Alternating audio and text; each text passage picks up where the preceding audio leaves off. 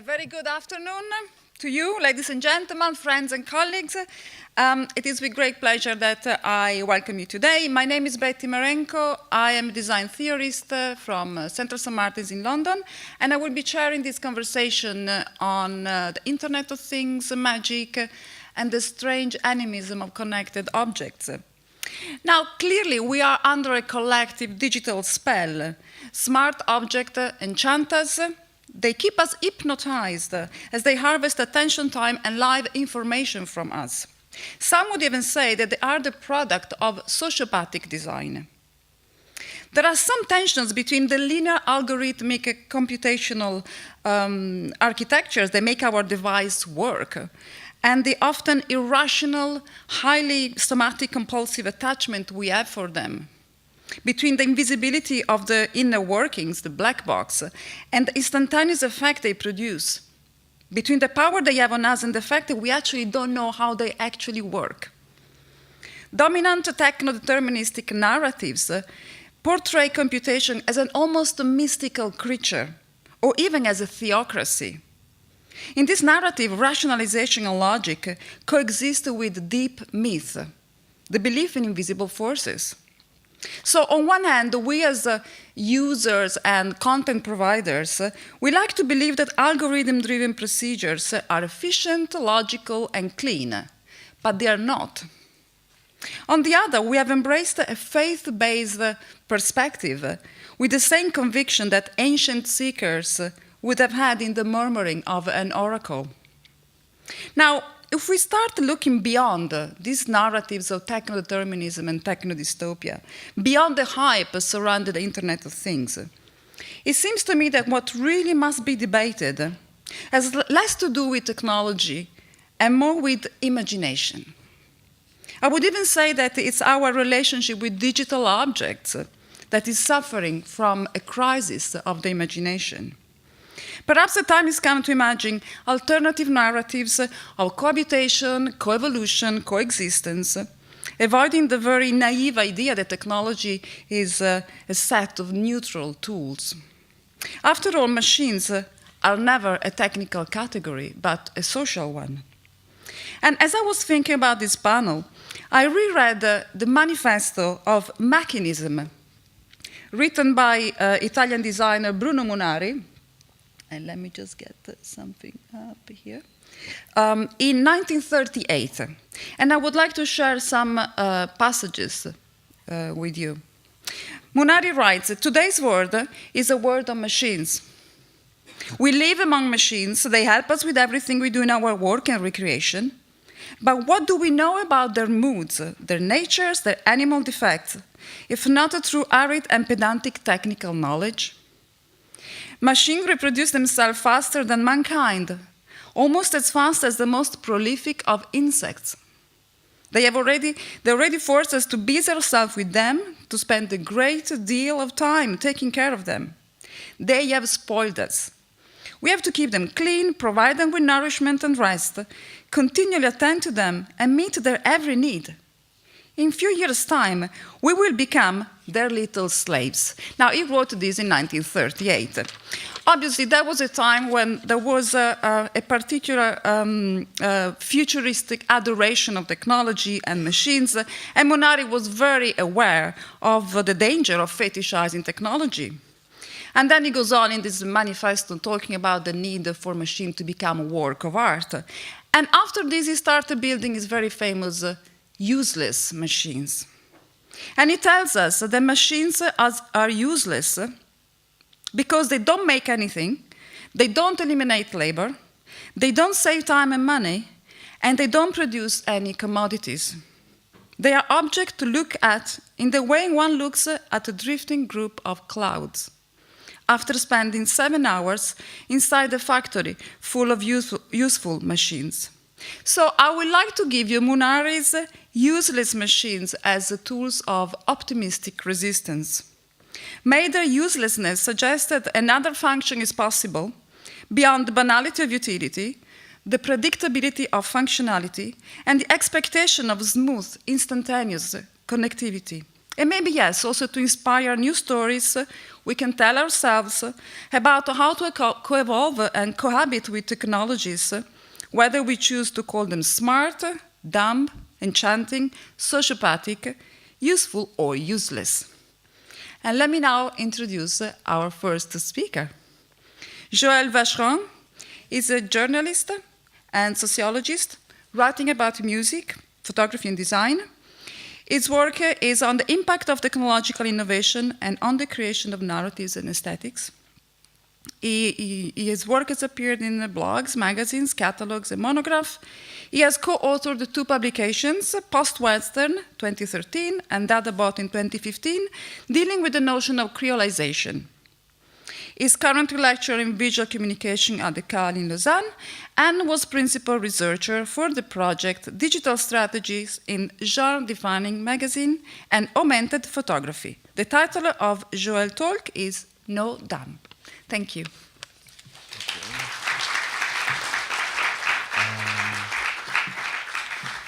Thank you very much, Betti. Thank you, Nathalie, Tobias, for the invitation.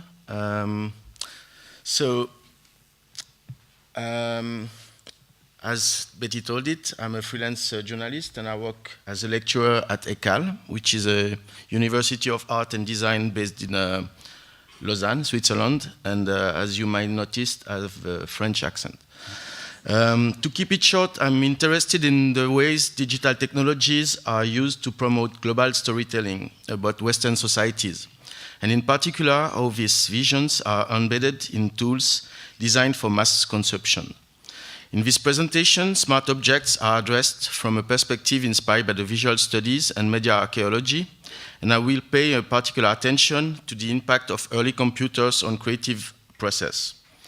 To this end, I will spend the second part of the presentation focusing on the works of digital artist David M. I had the chance to meet Nathalie and Tobias at a symposium where I gave a presentation about the year 1983. Today, I thought it would be relevant to delve further into this direction.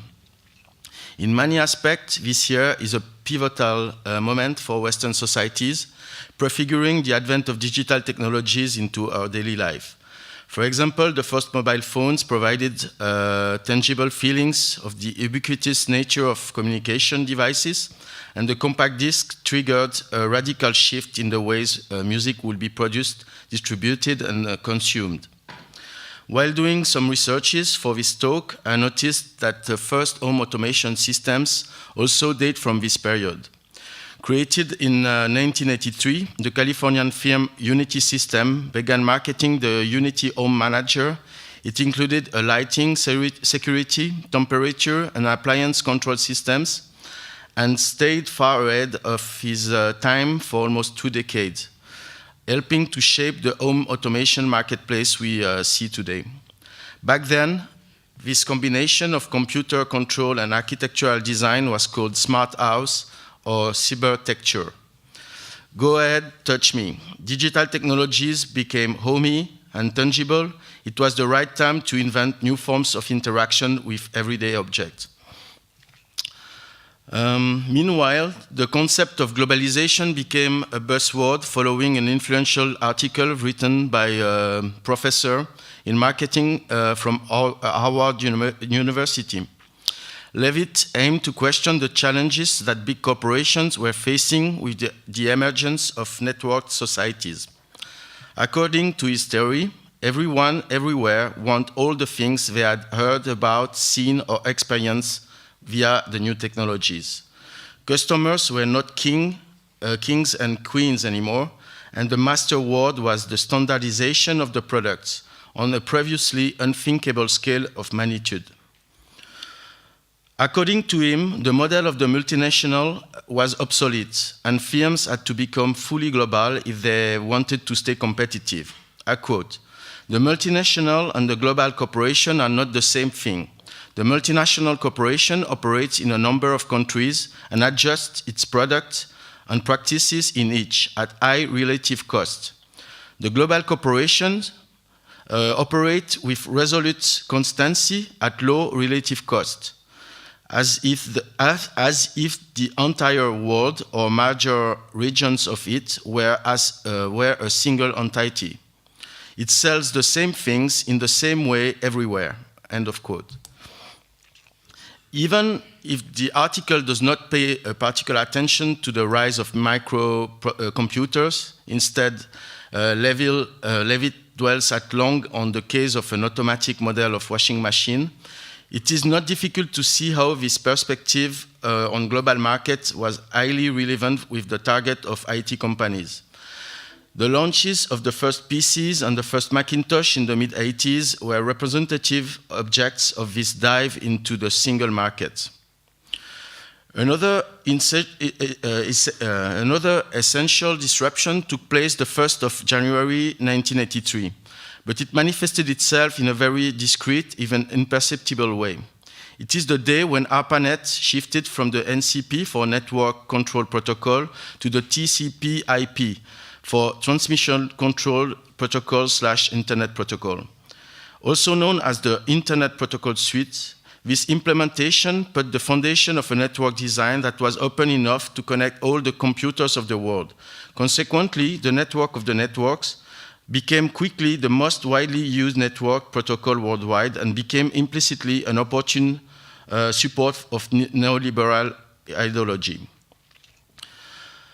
When Time magazine announced that the computer was its personality of the year, the concerns about this equivocal future was apparent.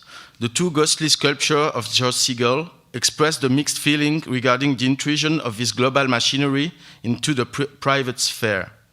New means of communication seems to be emerging, but the generic couple is waiting for a signal that could allow them to open a dialogue.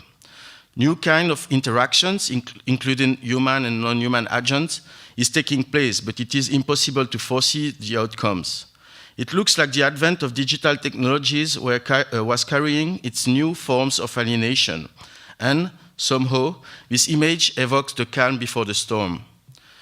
Looking twice at the picture, one detail is particularly striking. Since the Renaissance period, in particular after Alberti, the window has always been considered as a conceptual and practical tool to look and represent the world. In this configuration, the window on the world is blacked, and the screen became the new and only means to access to and figure out reality. Interconnected objects, ghostly androids, interactive screens, globalization. The video clip of the single rocket released in 1983 by Herbie Hancock drew a liminal proposal regarding these issues. The second starts with a zoom in on a small residential house located in a British suburb. Inside, a family of robot-like dummies designed by British artist and inventor Jim Whiting are dancing, spinning, and shaking in rapid staccatos. The border between human and inhuman agents seems inverted, and 30 years later, this hectic universe still remains creepy and claustrophobic. Mostly seen in the background, the screen occupies a special role in the video, showing Herbie Hancock as the only real and calming human figure in this frantic universe. In '83, Michael Jackson was the only Afro-American artist who had a video in high rotation on MTV. And it is said that this mise en abîme was a coup to bypass the agenda setting of the television company. At the end of the video, a TV monitor is smashed on the pavement, questioning to what degree this intrusion should be considered in this new media environment. Go ahead, touch me, says the turntable. Rocket was the first chart topper featuring techniques of scratching that became central in the compositional strategies of hip-hop music. Thanks to this collision of disparate sounds and visuals, Hancock aimed to bring listeners and viewers towards new territories. The art covers used for the single Rocket and the album Future Shock were based on work made by digital artist David M. When digital graphics were still unusual in mass consumerism, this image went globally viral.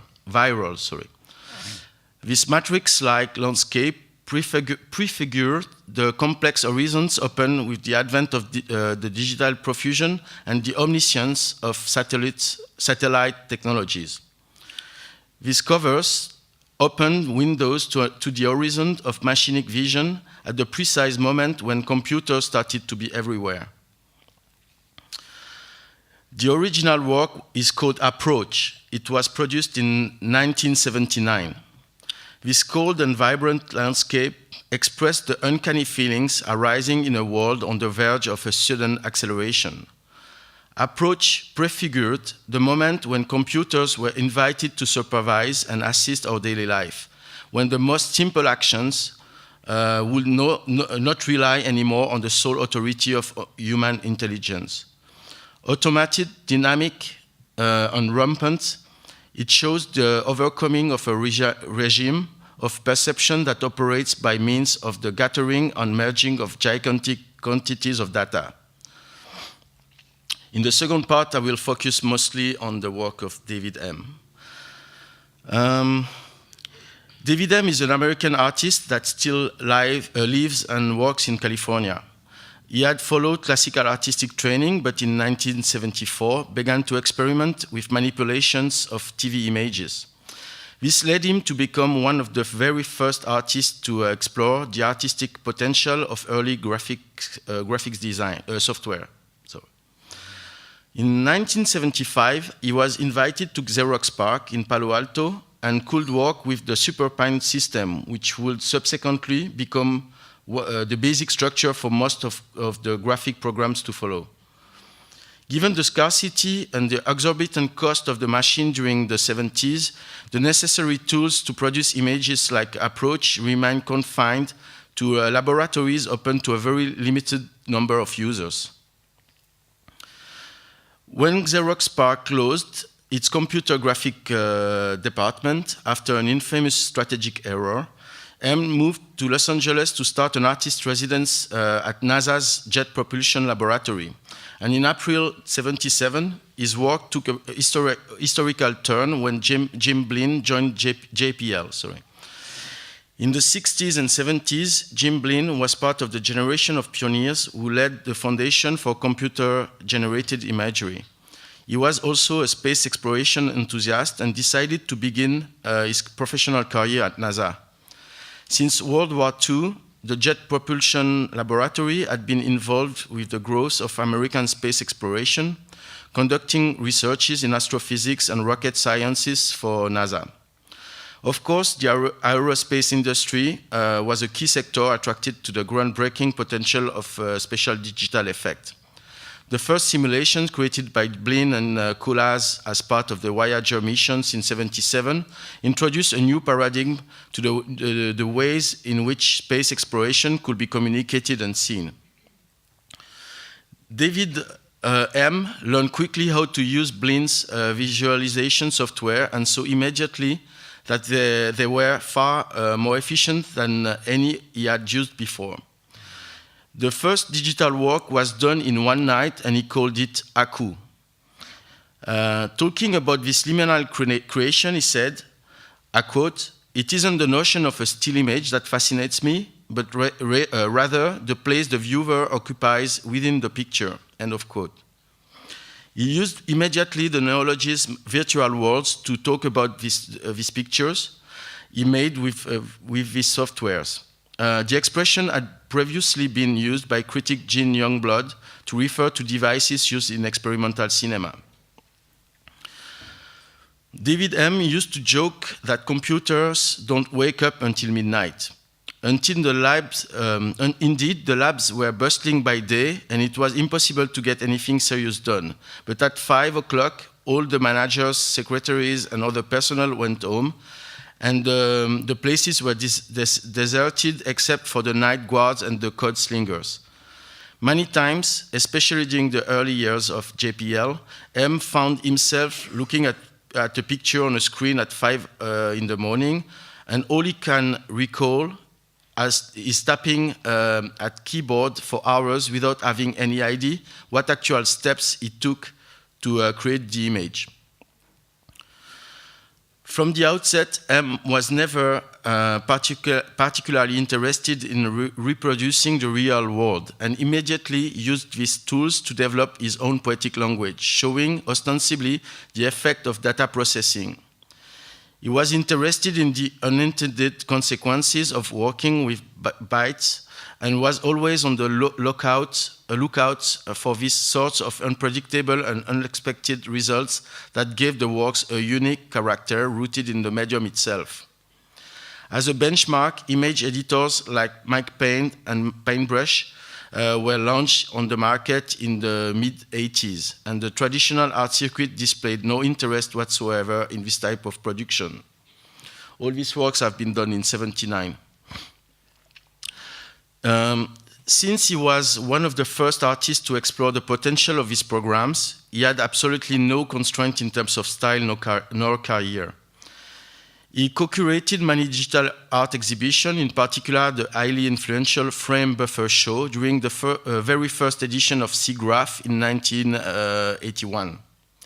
He was also particularly attentive to technological development and wrote a monthly column in cult microcomputer magazine Byte. According to Michel de Certeau, poaching implies not only a taking out of context of thing, but also a transformation of its meaning to the user's own ends. Somehow, we could argue that M was poaching in the fields of computer science, engineering, and art, providing new meanings and new ends to the things that were produced. Over a short period, David learned rapidly enough to create paintings that the observer could process. In this sense, one could argue that his virtual worlds were more experiential than purely visual, and the type of interaction caused by his early digital images occurred also on a spiritual level. I quote, "A related concept is Yantra, which sometimes refers to a mandala that opens doors of awareness. But it can also relate to any device that does that. An electric guitar, an image, and a computer can all be yantras. And in that sense, they are vessels that have stored within them a form of awareness that awaits contact with a mind to become a vehicle for igniting consciousness." End of quote. In 1984, Ray Bradbury wrote a poem in the catalogue of M's exhibition at the Orange County Center for Contemporary Art. Beside this blink of an eye to some Dutch patrimony, his text is mainly focusing on what he calls the semi-panic caused by the advent of computers in the field of art. Interestingly, when talking about the prospect of David M's art, he marvels at the global appeal of digital technologies. I quote, "He has not, of course, done this alone, but he is preeminent in a field that is as swiftly flowing and changing as a storm stabbing its way across country, walking on its still." Sorry, I started again. "He has not, of course, done this alone, but he is preeminent in a field that is as swiftly flowing and changing as a storm stabbing its way across country, walking on stilts of electric fire." End of quote. But Bradbury was far too optimistic regarding the future of digital art, and during the following decades, most of the energy in CGI was directed towards creating the most realistic renderings possible. By the end of the 80s, most of the works produced by pioneers like M dissolved into a tsunami that quickly rendered this kind of works totally kitsch and obsolete. However, 30 years later, in a period of rapid shift and uncertainty, we are even more likely to appreciate the visions and the works of these pioneers. When the powerful force of globalization started to drive the world toward a converging commonality, they showed us how to release the creative and somehow magical potential of computers. Thank you very much.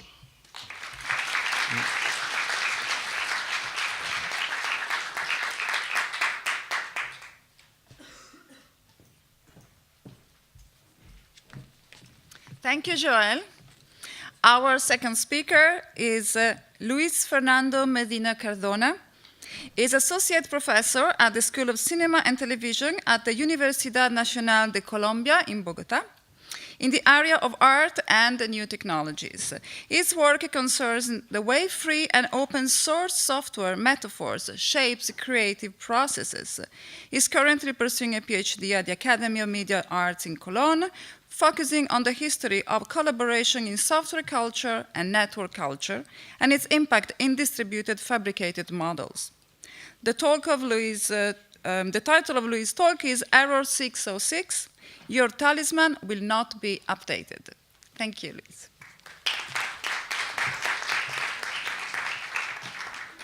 Thank you very much for having me here. But first, I'm going to show a video. But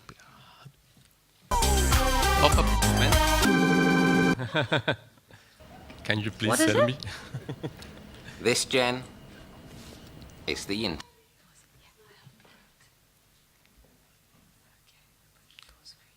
But it's in the... We have to... okay. So, we're on. What is it? This, Jen, is the internet.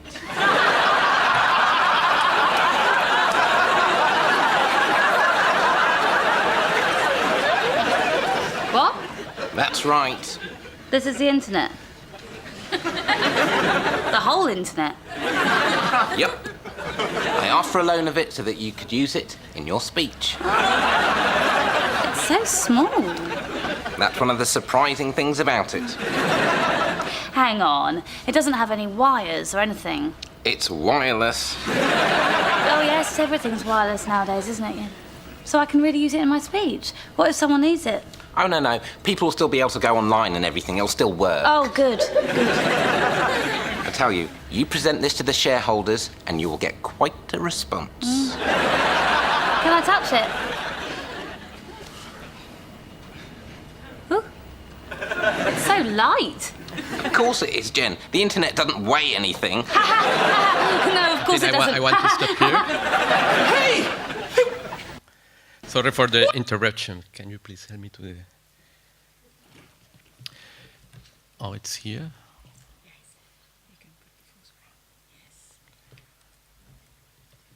Okay, that was from the British sitcom, The IT Crowd, and I brought that clip in order to first to distract you that I'm going to present a lot of tests, so better to start with a pop culture reference. And the second one is because, look, this is the name of my talk. I'm going through you these things, but I'm interested in two things that the character from Moss says. The first one is that he presents the internet as this black box, magical black box. And the second one is when the character of Jen, I'm using this clip in order to do my speech, my presentation also. And she asks, does it weigh? And he says, it's weightless. So these two topics bring me to the first topic that I want to address, and as is this very common notion that software is immaterial. And I want to address software because it's like my field of study. Right now, my PhD thesis can be located in the software theory. But also because I think it's, of course, a lot of software studies are disputing this notion that software is immaterial, and that we heard in a lot of popular discourses that the immaterial economy or the dichotomy between the virtual and the real life, and so to speak. So there are a lot of reasons why you can say that the software is material. Of course, because software has agency, because we can see the effects from software. You can get killed by a drone that it's run by software. But because there is also semantic and languages reason, a lot of reasons. So the software studies is the part of maybe a new media theory that occupies with this software theory. So when I first got like the premise of this festival, I got an email from one of the creators, and He told me, you are going to participate in this smart objects panel, and it's about the Internet of Magic Things. And I was like, what? Magic things? I know about the Internet of Things, but magic things? So I got a lot of feedback from him, and I went through some articles because this, for me, was like kind of new. Of course, I was familiar with the idea of Internet of technology or even software as magic. But for me, it was really surprising to find this discourse about technology as magic or animism as a way to design more engaging objects.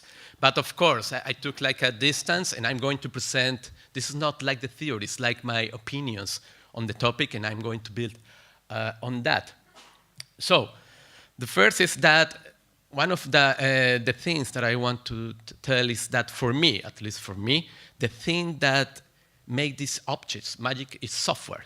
Software is like the layer that allow these objects to acquire new behaviors that maybe they didn't have. So it's all about the software.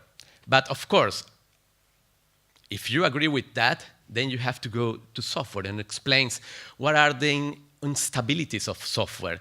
Because as Betti maybe addressed in her presentation, technology, we think that it's perfect, that it's magic, but maybe we can think that about software also, but it's really, really crappy and full of bumps, and I'm going to maybe address these things.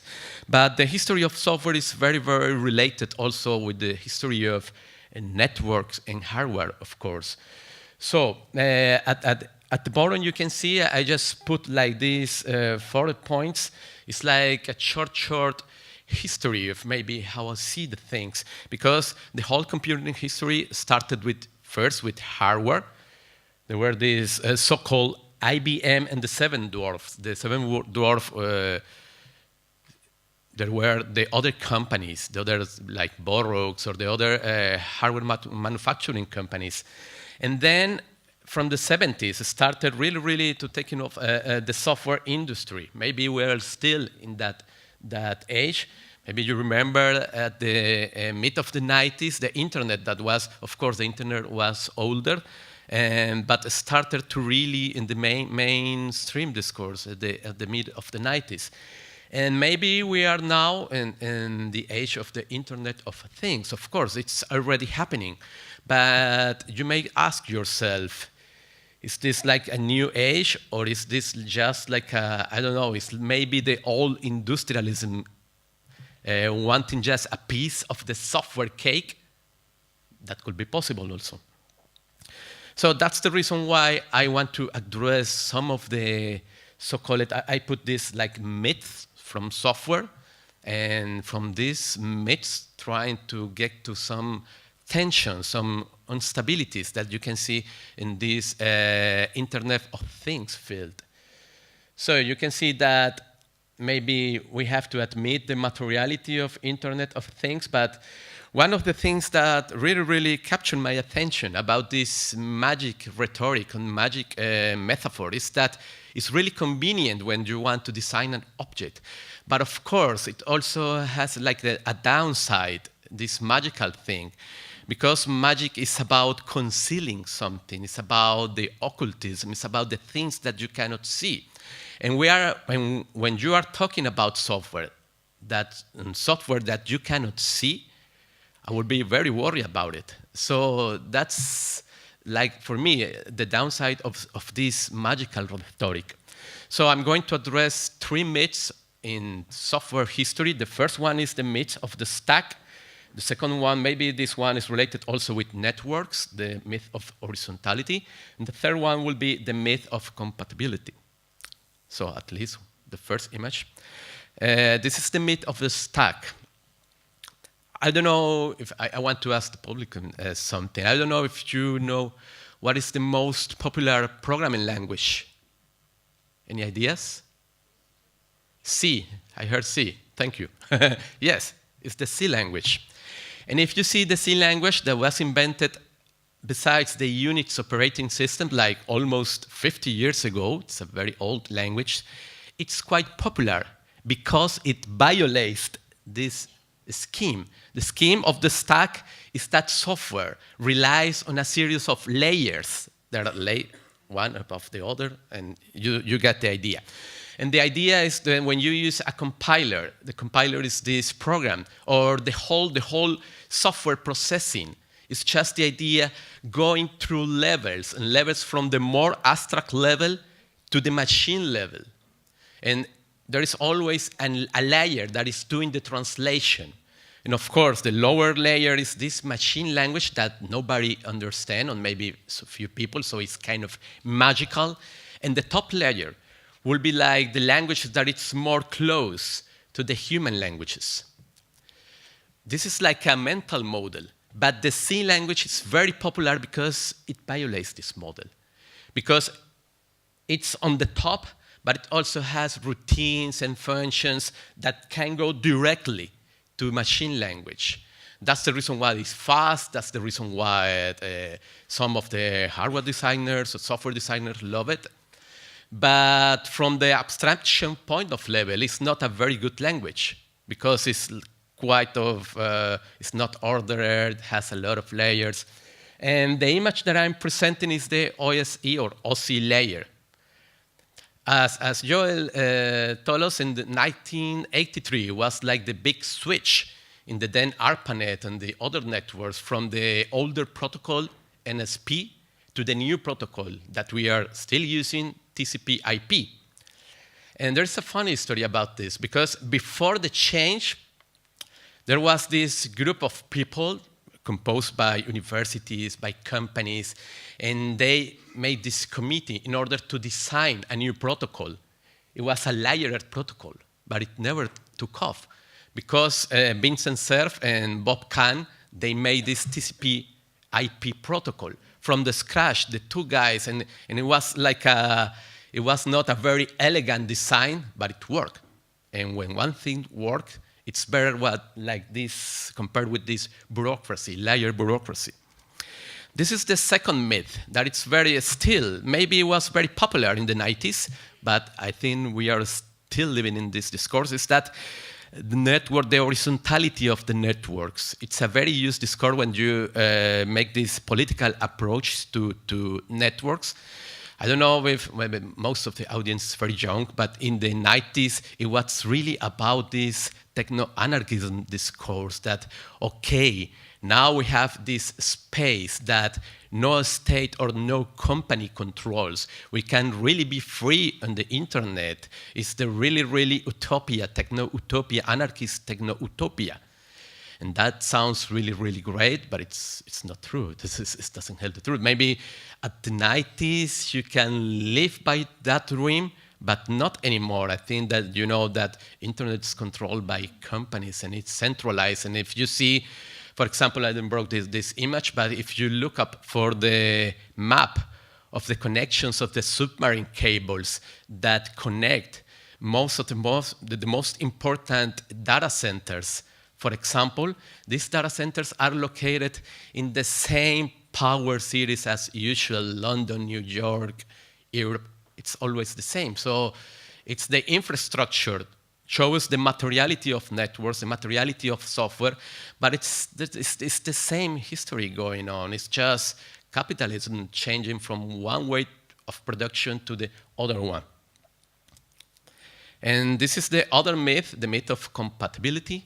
That, for example, it's very extended in programming languages as Java. That this idea, this dream that you can connect all your stuff, your devices, using this general purpose programming language that can be interpreted by every device. But it's very difficult also. It really didn't happen. So these kind of myths bring me to some things that I don't want to use the word contradiction, so maybe I use tensions, but maybe that is an euphemism. I don't know. The first one will be this universal machine and one purpose object. We use this metaphor of the computer as the universal machine, at least from the media perspective, when you have the It's like a machine to compose music, you can edit movies, it's like a typewriter, everything is in a computer. But with Internet of Things, we are going back to this paradigm where you are going to have one object with a lot of specialization and a lot of objects. So for me, that will be like a point of tension, or conflict, having this idea of the universal machine that software brings you, and these very, very specialized objects. Well, maybe it's better to explain it there. The other one that I think that it's really, really important is like the clash between this magical rhetoric, and maybe Betti talk about that, and this rational substract, because even though we have this idea that these magical objects can bring us a better life, you know, but this idea, it's very based in this very rational idea that the future can be calculated when you have more data and you have algorithms operating this data. So you have more, of course, it works sometimes, but it's a very, very rationalist idea. So for me, that's a point of tension. On one side, we are seeing these magical objects. I'm going to use some water. And on the other side, we are looking at this idea of rationalism, of everything must be calculated. The other thing is that the Internet of Things maybe can see as the top of the layer. We had built these internet layers, and the Internet of Things is like the last thing. But if you see even the popular media, this layer stack is not flat. For example, in the United States, I was reading the other time that they are in the rural part of the city, in the countryside, there are places with no internet, because the private companies are not interested in bringing internet to this. So we are talking, okay, we want to connect everything, but are we sure that we have the infrastructure to do that everything is connected? I don't think so. So from that perspective, I think that I don't want to address the Internet of Things from a kind of ludic perspective, like, oh, I'm against the Internet of Things because it's evil and will bring a lot of, you know, the history. But I think that, nevertheless, we have to take like distance and to see the whole picture and to take like a critical approach, and that was like my idea. There is another tension that I forgot that it's very important, is that software cannot be manufactured. It cannot be like this bottle, or even though it's material, it's more close like to an art, like a craftsmanship or craftspersonship, if you're about neutral gender language. And from the late 60s, there is always this ongoing software crisis, because software cannot be manufactured. Because there are also approaches like modules and use parts, like this idea from industrialism and the line of production, but it's software, it doesn't work that way. So I think that we have to negotiate the origins. What I'm referring to with that, if you allow me to be a little sarcastical in this next statement, the origin of the internet, the original internet, was from J.C.R. Licklider when he wrote in 1963 his very famous memorandum to the members of the Galactic Network. And this was like the companies and the universities that were part of the Department of Defense in the United States. And the idea of this galactic network was to share information, to share computer resource. On the other side, to me, the Internet of Things, its genesis was in Procter & Gamble, that it's a soap manufacturer, in order to keep track of the soaps. Of course, this is just like a kind of the joke, but I mean, what I want to tell you, it's like the difference in the aiming, in the objectives of the original internet compared maybe with the Internet of Things. So that brings me to the first. I'm going to be very, very, because you know this stuff, The first thing is the environmental impact, but it's not about only to make more objects. It's because data has a carbon footprint, general inequity, but also there are personal issues like the security issues, anxiety. Okay, that's the e-waste on one side, and on the other side, the big data, because Internet of Things is very connected with big data. And who owns the future, as the book from Jaron Lanier? The companies that manage the big data. So we need like an alternative to Internet of Things. And from my perspective, that could be built from open source software and maybe the maker culture, because they are telling that they are distributing manufacture. And maybe combining these two things, we can bring like another alternative narrative to this very, very well-known industrialist narrative on the Internet of Things. To end my presentation, I just want to leave this reminder. This is a quote from the very, very same JCR Leader when he wrote this, the computer as a communication device. It was about inequity, and you can read that, and that will be the end of my presentation. It was on time, thank you.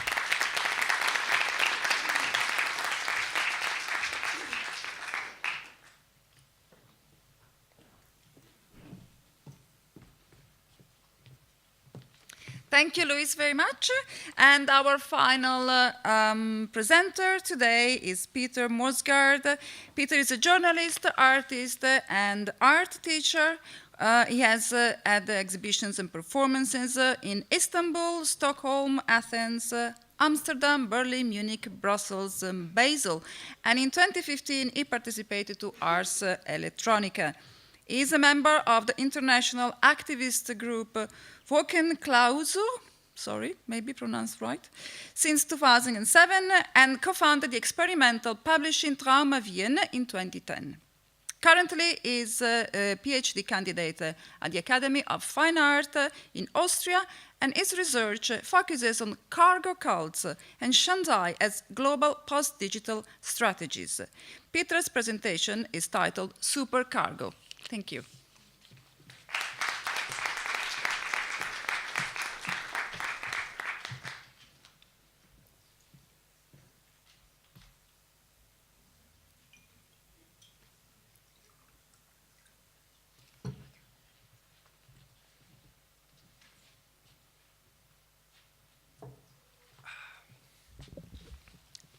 Hello, my name is Peter Moosgaard. Thanks for the invitation. It's funny, I thought about this speaker recently, and he talked about what can be connected and interconnected, and you know, this whole project of interconnecting everything all the time. And it was, and I asked myself, well, I asked him, well, can't you think of anything that is better if you're kind of not connected or something, or disconnected? And he was like, no, sorry, can't think of anything. So yeah, what I want to say is that it seems like there are kind of deeper forces at play in the construction of this technological experience. That is to say, maybe we want to create a sort of animism, a sort of connection with nature, with our surroundings, which got lost, you know, in the project of modernity. But now we want it back, and now we have to have technology to connect objects and to feel connected with something. But as an artist, you know, I wanted to skip technology and kind of engage in an actual animism. And I developed a practice which is called Supercargo, which is a practice of a very, I don't know, maybe naive strategy of playing technology, of playing art, of substituting, of mimicking techno-capitalism, so to speak.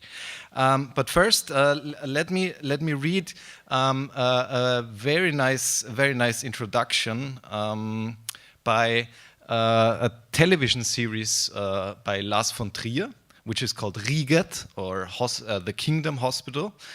Please watch it. It's amazing if you're interested in science and hauntology and stuff. And the introduction to each episode of the series is this. The kingdom rests on ancient marshland, where the bleaching ponds were. Here the bleachers moistened their great cloths, and the steam evaporating from the cloth shrouded the place in a permanent fog. Centuries later, the hospital was built there. The bleachers gave way to the doctors and scientists, the best brains of the nation and its most perfect technology. To crown their work, they called the hospital the kingdom. From now on, it would be measured and counted, and ignorance and superstition never to shake the foundations of science again. Maybe their arrogance became too pronounced in their denial of the spiritual world. For it is as the cold and the damp may have returned. Tiny signs of fatigue and erosion have appeared in the solid building. The living don't sense it yet, but the gateway to the kingdom is opening once again. So, very spooky. But actually, it is also like a good summary of the dialectics of the Enlightenment, the Frankfurt School of Philosophy, where they would describe this mythologicalization of the Enlightenment, of the modern world. How could it be possible, something like fascism or the Holocaust under an enlightened modern society and so on? So I was always kind of interested in magic and in technology, probably for the last 10 years. And there are several reasons. One reason is very practical, because I think our globalized world, which is at our doorstep in every device, in every news channel, is pretty incomprehensible. We are like suffering like a global sublime. Everybody is confused and doesn't know what's going on. I think everybody, you know, and me too. So I try to just to engage with this world, not to understand it, but to do something, you know. And as I said, this Frankfurt School of Philosophy, Horkheimer and Adorno, they described something like the culture industry, you know, which would later be Debord's spectacle, which would be an industry of illusions, standardized objects to create this fabric of reality, you know. And kind of I wanted to engage with that, and then studying at digital art in Vienna and not being a programmer, I discovered the cargo cult. And I have to always tell this little story about the cargo cult to make it a little bit more accessible and understandable. The cargo cults supposedly developed on Melanesia, Vanuatu Island, where the native population suddenly witnessed the American army coming with planes and with rifles and headphones and this Western technology, but it was an indigenous society, so they had to make sense of it, but not as we, you know, as we would do it in an oppositional way. Either this is not mine or I will adapt, but in a very funny way. The cargo cult is that those native populations started to replicate this technology with basic materials. So to say, they started to build giant airplanes from wood, from bamboo. They started to march with bamboo rifles as if it was a ceremony. To make like ritual push-ups, like they saw the US soldiers perform it.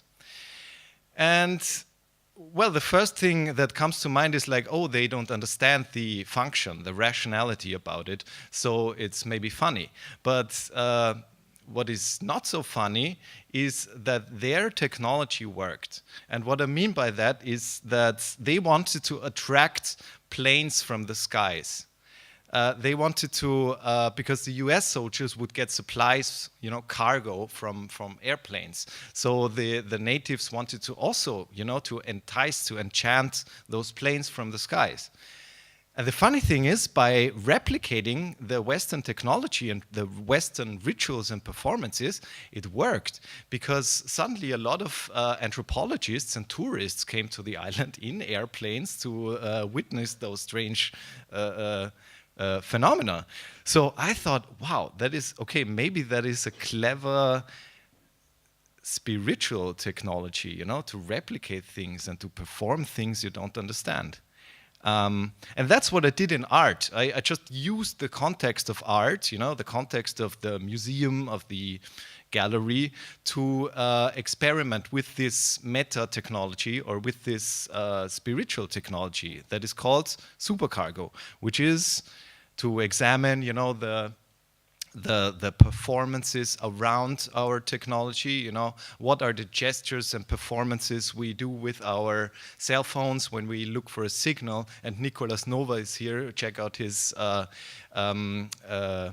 curious rituals.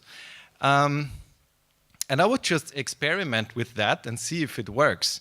And yeah, that's a kind of, I cannot go that much into detail into the methodology of Supercargo. But it works with, you know, appropriation, mimicking, branding, so on, you know. And yeah, that would be too much. I only have my 10 minutes. Yeah, that was funny because it was atemporal, because I wanted to make like a retro thing, you know, of my childhood, you know, the VR thing. But then I made it, and then suddenly the Oculus came out, and suddenly it wasn't retro, but very, you know, contemporary. Yeah, and replicate all these technologies, camcorders, you know. And also the cargo cults, you know, it's a really nice narrative concerning desire, concerning like a collective desire towards technology. What do we expect? What kind of sensation of wonder, of, you know, what do we expect when we perform work and art? You know, do we expect like money and sex and fame and stuff like that? And yeah, drones and Apple Store, DVD on, so on. Yeah, and I always go to the woods, you know, whereas the other media artists would, you know, be desperate because some technology wouldn't work, you know, and I would just go to the woods, collect some branches, you know, and make a sculpture.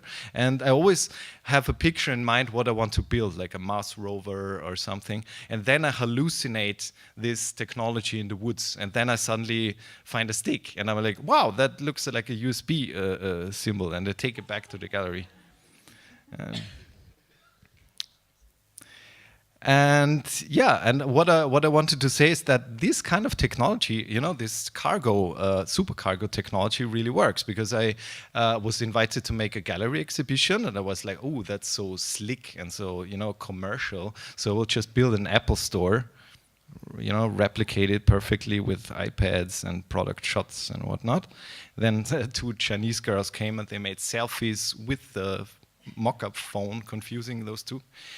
And yeah, and it worked, because I sold like a wooden iPhone for more expensive than an actual iPhone. And it was, what? Why is that? That is magic, you know? It's like going to Thailand with $10 and saying like, yeah, well, listen, we both have this piece of paper, but at my place it's kind of 100 times worth more than at your place. I don't know why. I mean, it's stupid, it's magic. I don't know who decided that, you know? It's kind of a fictional thing. And then I took it up another notch, you know, I went to a Philippine island in perfect seclusion, and I only took one book about the Bauhaus, you know, it's a famous modernist school of design, and as if it was my only religious point of you know, of being a crazy Werner Herzog guy on this island. I built like Frank Lloyd Wright's Falling Water from bamboo, and I kind of meditated on the transformative power of art and technology. And yeah, that's kind of the Bauhaus logo, actually modern, but I carved like a totem and what else? That was the book that was transformed in a shamanic way. And then I started to rebuild, you know, like modernist chairs from the island materials. Like, yeah, that's Gerrit Rietveld Yantra Club Chair and Marcel Breuer and stuff like that. Yeah, that's me, and with modernist symbolics, blah, blah, blah. That's Josef Alber's abstract modernist painting, but the weavers on the island said, hey, wow, we can do that in our pandan technique, it's called. Yeah, and so to say, with this replicating mimetic strategy of not being expressive and creative, I want to enchant something like Supercargo, but I still don't know what it is.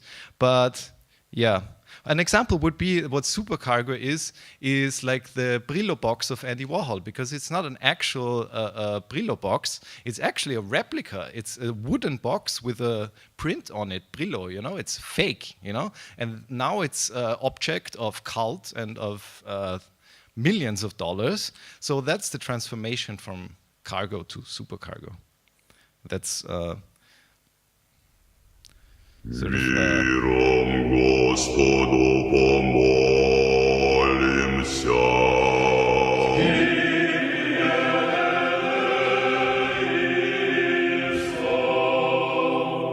О свышнем мире и о спасении душ наших Господу помолимся.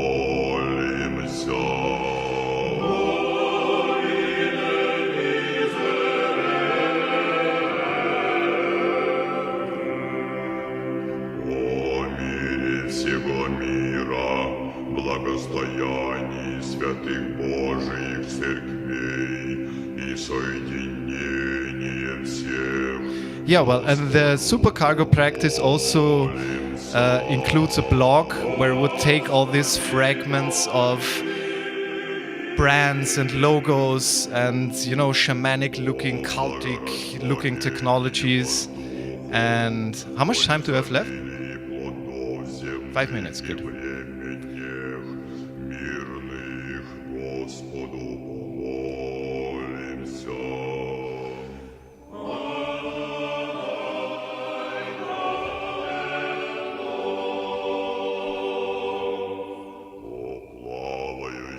Путешествующих, недугующих, страждущих, плененных. Well, yeah, you get the point. And another example of Supercargo is this visual collection where I would take, I don't know, found footage and works of other artists which reminded me of something cultish, you know, and sacred looking. And yeah, and I tried to combine those things to like tell like a visual story, you know, from in form of a blog, scrolling and telling this visual story and taking all those fragments of a global experience of logos and technologies and this kind of stuff and kind of make a narrative with it, you know, and just to make sense visually. I don't even understand it, but it would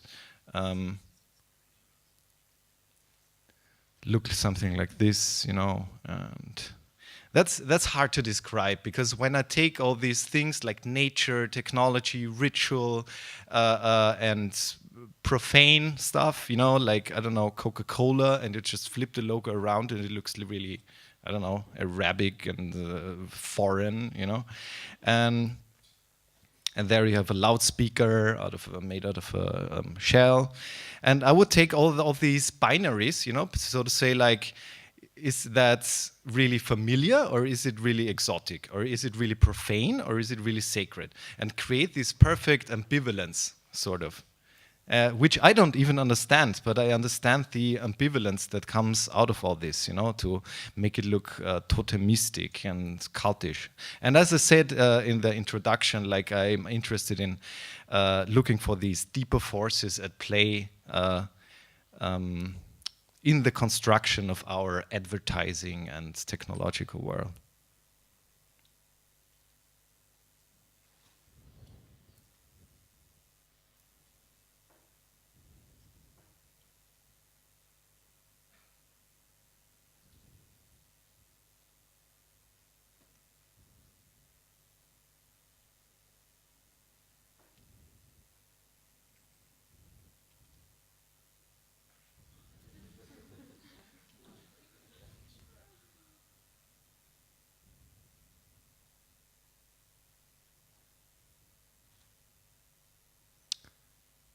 yeah, you can scroll it to the end at home. The domain is cargoclub.tumblr.com. And well, yeah, that's about it. Thanks very much.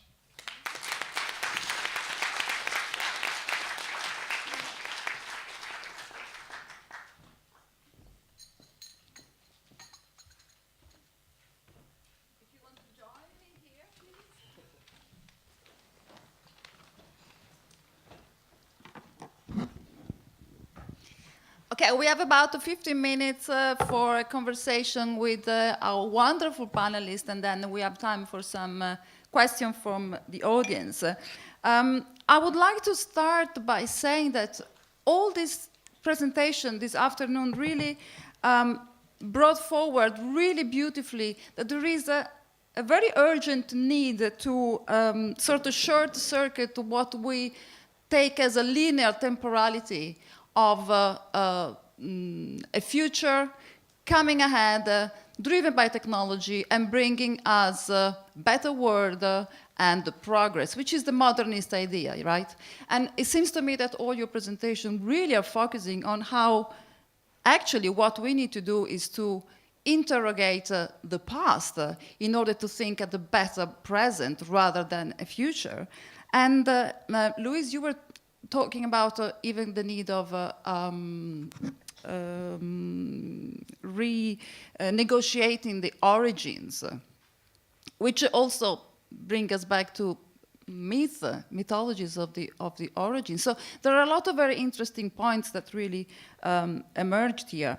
My first question will be, if we have to remap the past in order to rethink the present, what are the most suitable mythologies that we can live by today in terms of technology? Louise, would you like to start?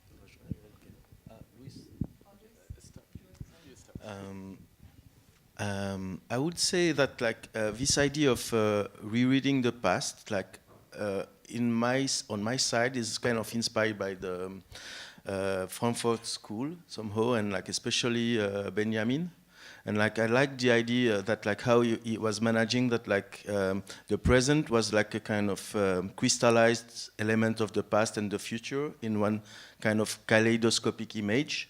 And so going back in the past, I think, or collecting disparate elements, I think kind of provide this kind of kaleidoscopic image that can maybe help to envision potential futures. And I always think that we get to learn to learn, looking at the successes and the mistakes that have been done. Yeah.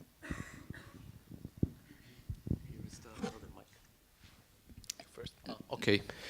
Well, it's a very good question, but I think that you have to question. It's about questioning the past, because I find very interesting that right now there is this obsession with the past, with fetishism. If you see, for example, Netflix and its fixation with the 80s or something, and believe me, the 80s wasn't that fun, as you see on Netflix or something.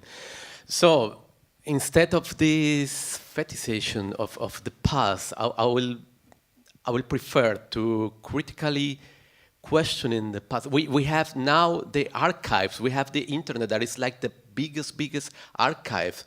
So why don't we just follow the trails, but in kind of interrogating this archive and the things that we can find in this archive in order to engage in thinking about the future. So for me, that's a better way to use this technology than just trying to imitate the past.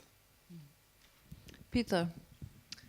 Well, I think the West, the modern thinking is doing the mistake again that it has been doing all the time, this separation of nature and culture, and then do something to fix it, dialectics, and then and it gets worse and worse and worse, and suddenly all this is a contradiction, So the mistake here is, that we want to fix this.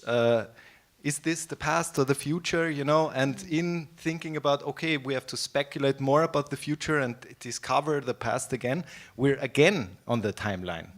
So to see, we have to learn to really abandon it and say like the future is cancelled and the past is over.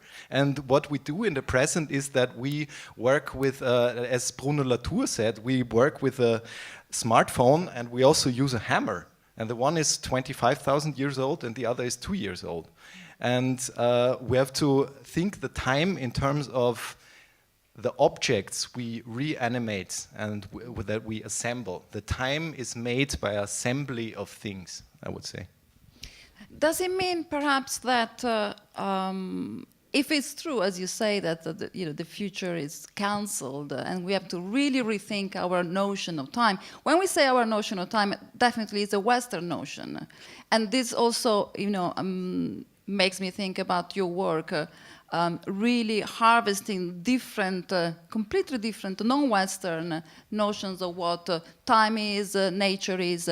Is that perhaps a source of possible alternative narratives for us Western users and data providers to rethink technology?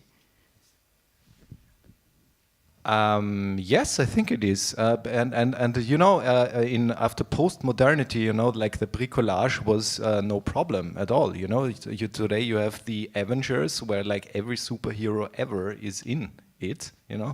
And why wouldn't it be so difficult to have a movie with like assembling things from the future and the past and the present, and nobody cares? Because today people would say like, oh, that is so retro, and that is so futuristic, and who cares, it doesn't matter, just look at it, I have one last question, then we can open to the audience that I cannot see.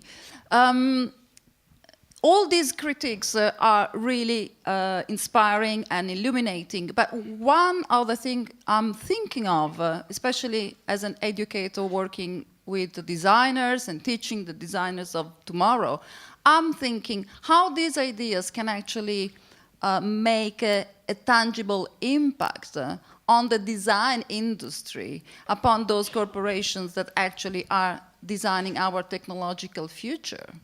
How do you see this critique actually making a tangible impact, Joël? I'd say that it's difficult because I'm not really in a position to influence design industries. But as an educator, I would say that I think it's important to get an idea of, kind of historical, socio-historical context that kind of provides some kind of values into the object that we consume on an everyday basis, and that we know that technology is not neutral. I think it's, the only little thing I could try to provide is just to be a little bit more conscious about the political aspect and the kind of ideas and values that are embedded into everyday object. Luis. Okay, I totally agree with that you have also to question and to be more critical, but I think it's also about the community. The thing that I find very, very engaging from this magic or myth narrative is that it's always about this communal spirit, like to share histories with the other ones, and I don't know. So from I was thinking about this magic, and then this idea of the open source software or the maker culture came to my mind, because it's always about the community. These two approaches to technology always are building about the community. Of course, I know that there is a very romanticism about them, and you can also make a critique about that, but at least I think that they are focusing the important thing, that it's to share with other people. So I think that will be a very interesting approach from designing, to think and designing things collectively or something.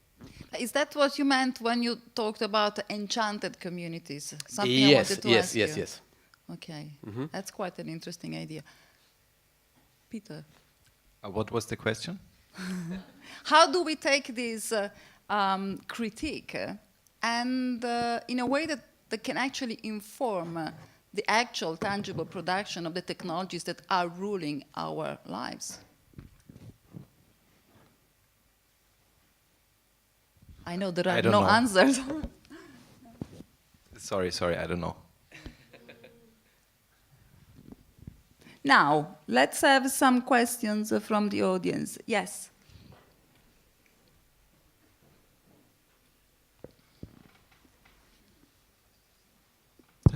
Oh, there we go. This is a question for Peter. In these reenactments that you do, when you use phrases like describing things as looking to you like Arabic, or looking to you like shamanistic practice, are you not concerned that in fact what you are reenacting is colonialism and appropriation? Yes, very true. Very true, and it is a really, really important point that you make about appropriation and about colonialism. But you see, what do you? It is if you for example, say like the claim of cultural appropriation of for example, because that is what I do, and. The thing is, with the practice of mimetics, of mimicking, of not having a self that expresses itself, I want to deeply question the essentialism that is a modern construct, and also with that comes the construction of an essentialism of shamanism, of other cultures than the modern culture, or the Western culture. And the notion of that is, I think, a notion of that there is an inherent essence in things, that there is something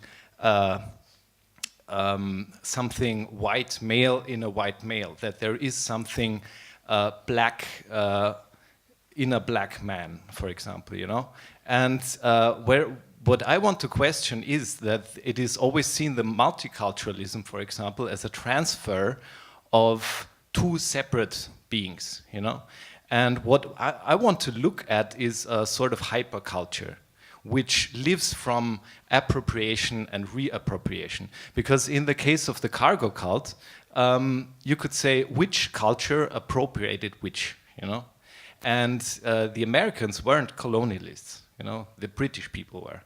So it's a good question, but the claim of reenacting colonialism is very true. But if I want to go to the Philippines and find out about indigenous culture, I have to go there. And I have to go there as a white man. What else should I do, And so the thing is... I did. I mean, if there's an issue with you going there, how could that be manifested in the work? Because it just didn't really feel like in the work you showed that there's any sense of reflexivity about the process that you're in that was coming through in that work. So it's presented kind of quite flatly in that sense. And perhaps there was space in the aesthetics to involve, this critical reflection that you're talking about having around it.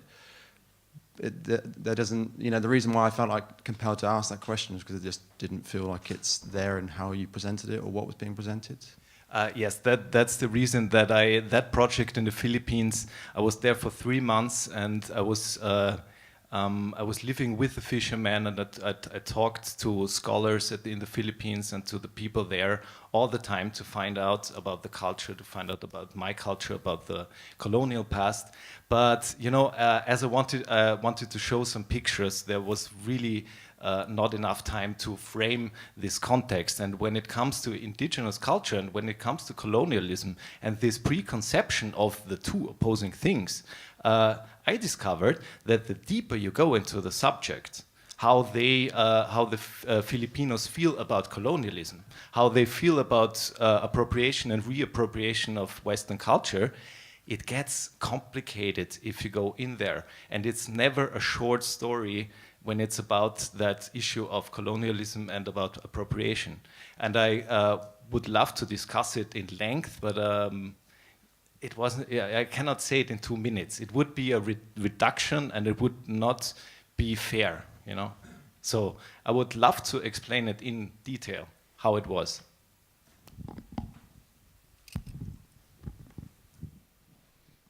Any other question from the audience?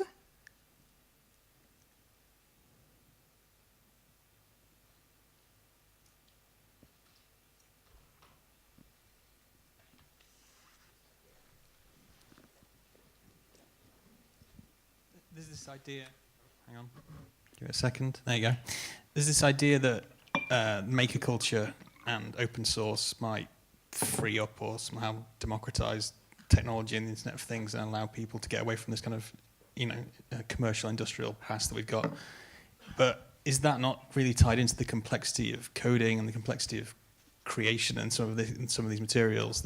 Is there any way of democratizing the materials that we're working with these objects? Do you see a future where any man, the everyman on the street, can just pick one of these things up and start playing with it? Is that something that might ever happen in the next, 25 to 50 years? I think that was a question for me, right? No, I don't see that future, to be honest. But I think it's like a better way. I want to engage this question with the question that was made to him. It's like, I think that this thing about magic and myth or something, I think that we are so fed up from capitalism that we have this romantic idea of longing of the past and going and looking for another metaphors like in the past. You can be critical about it. But the good thing about this open source and maker culture is, of course, even though it has a lot of problems, I think that it's like an intention to build like new myths for me. And that's important also, not only like to look on the past, because you always have this idea of appropriation, of are you really like exploiting like the, I don't know, other cultures or something. And I think that it's like the Westerners trying to solve the thing. And for me, that makes sense, because even though I also think that the Western, of course, is the thing that brought us here, this kind of Western thinking, I think at least we shouldn't reject also the Western thinking. And I think open source and the maker culture, it's a way to draw from this industrialist tradition, but with a twist. And it's like the twist that brings us the new technologies. So in that sense, I think that it will be like, let's put it that way. I think that it will be, it's more possible that more people are interested in open source or in I don't know, in maker culture than in techno-shamanism, even though it could be very, very appealing. But I don't see techno-shamanism as a mainstream thing. And as we are living inside a capitalist system, I'm always thinking what is going to be mainstream, what is going to be the thing that maybe the people can engage with. And I think these narratives are like an answer, or trying to answer that question.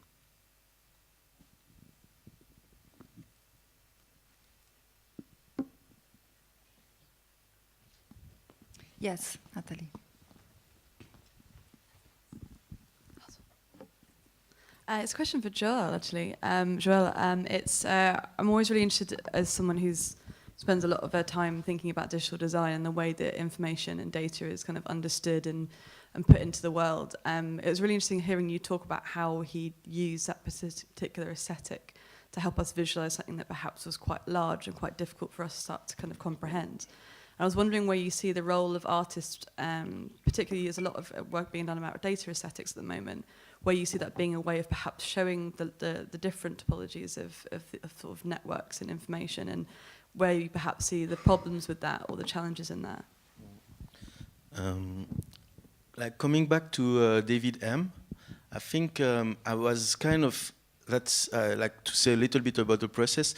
I think I didn't know him as an artist, but I kind of liked how I kind of bumped into his work, like through the cover of Herbie Hancock, and then like digging a little bit deeper into his world. Like I could see like so many connections and things that kind of relate to what we see nowadays, like in digital art, like let's say it like that. And I think, yeah, going back and looking at his universe at the time, I think gives an idea which is a little bit more transparent somehow, because like the things were a little bit, the challenges were not the same, like the configuration and like the thing that people were waiting were maybe kind of different. And yeah, I kind of take his works and like his universe as a really interesting blueprint of what is going on today. I don't know if it's exactly, like I cannot do exactly the link with what's going on today, like, but yeah, I don't know if it's more or less what you expected to hear. I don't know. Thank you. I think it's time for us to wrap up. I want to thank you, all of you, for your wonderful contribution, and the audience. Please put your hands together to thank all our panelists. Thank you.